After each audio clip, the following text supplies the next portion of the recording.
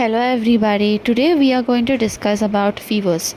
Now, I have included only few drugs, say not so very known or like very important, but at the same time not very known drugs like Arnica, Baptisia, Belladonna fever, everybody are well versed with. But coming to eupatorium fever or podophyllum fever, these are something they're very peculiar at the same time very important also. But I am no one to judge which fever is more important or not. But I am here to discuss some important points of certain fevers and how to read fevers and also apply different kinds of fevers in daily practice also while writing exams also. Now coming to basic concept, I'll be discussing in detail in the end of the video, but starting we'll just start with the basics. Firstly, you should know the stages of the fever.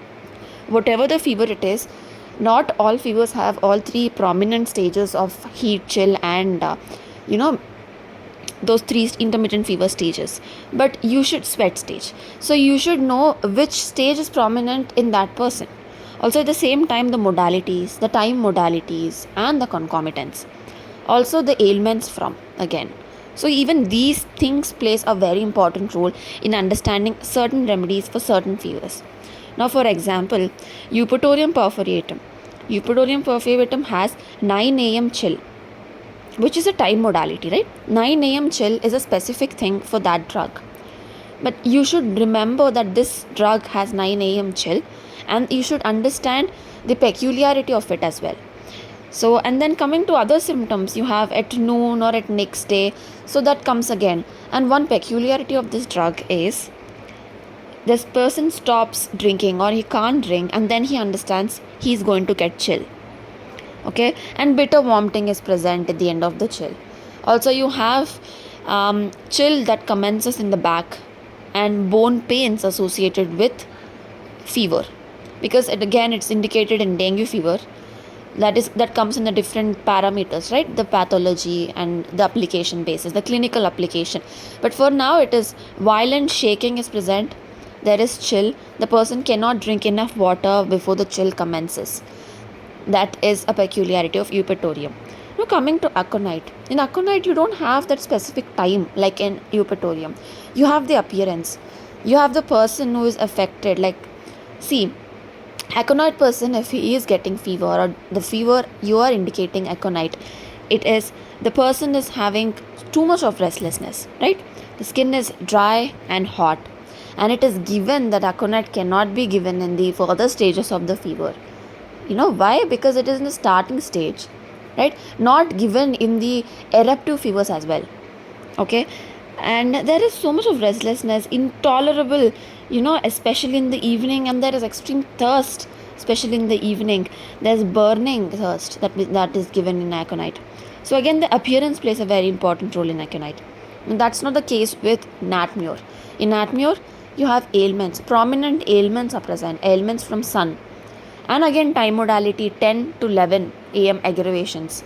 That is again natmure, and a characteristic presentation of fever blisters, dry, sore, and cracked lips, and sweats on every exertion. Again, natmure is again associated with a lot of constipation, weakness, hyperemias, the malarial stage. Okay, now coming to muriatic acid. Again, acids include prostration. Muriatic acid has loved moaning, muttering, delirium.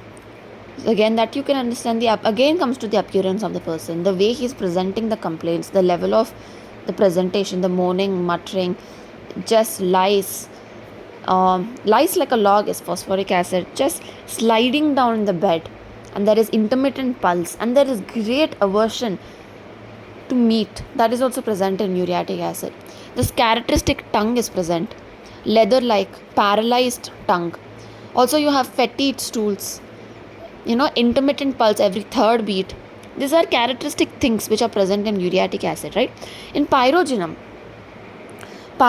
is like dynamic antiseptic, they say, right? It is given in all kinds of fevers such sapremias, septicemias, even in diphtheria. When the well selected remedy is failed, you give that. And characteristic of this, the temperature is mentioned in Allen's keynotes. You say 103 to 106, head sudden, skin dry, The pulse is 140 to 170. Cold, clammy sweat in severe septic fevers and all. And in phosphoric acid, lies like a log. Listless, apathetic is mentioned.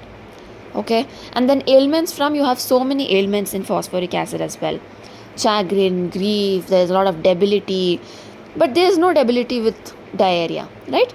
And there is delirium, muttering, and indifferent to affairs of life, prostrated and stupefied.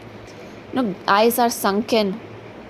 These are all things are present, and the blue margins are also present on the eyes in phosphoric acid, right? Now, coming to the brief understanding of how a fever should be studied. Firstly, the appearance of the person, because that changes with fever. That is very important, as we've discussed in aconite, muriatic acid, and phosphoric acid. The appearance plays a very important role. Next, the altered generals. Third comes the stages. Altered generals includes the ailments also, ailments from and altered generals, and then the stages, if present. Also, not every fever has stages, right?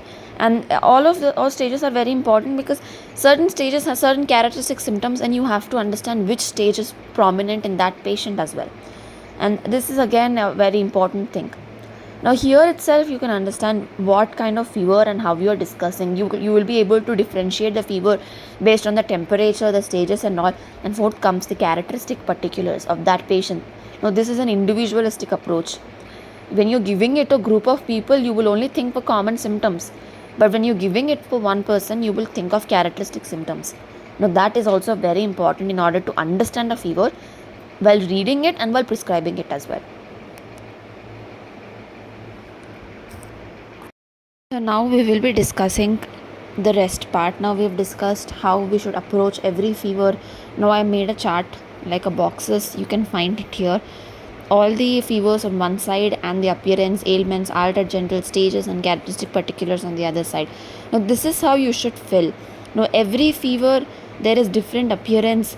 There is different, everything. So that is how you should make it very, very clear in filling it.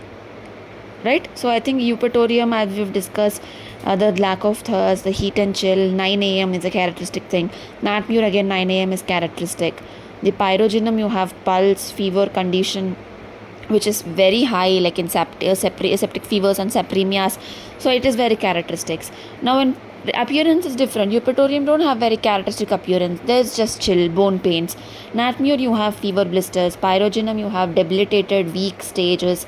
Blue margins in phosphoric acid. Tongue, which is dry, parched, leather-like in muriatic acid. Aconite, it's restlessness. So it's different. Ailments are sun in natmure. The grief, chagrin, onanism in phosphoric acid. Right? And then sudden increased thirst, which is altered generals in for aconite, and absence of thirst in fever is eupatorium. So there is everything. So when you divide it like this and then read, one, you will never forget, and two, it is very easy to apply also, right? You will understand the pathology and what this particular symptom is used and what this particular drug is used as well.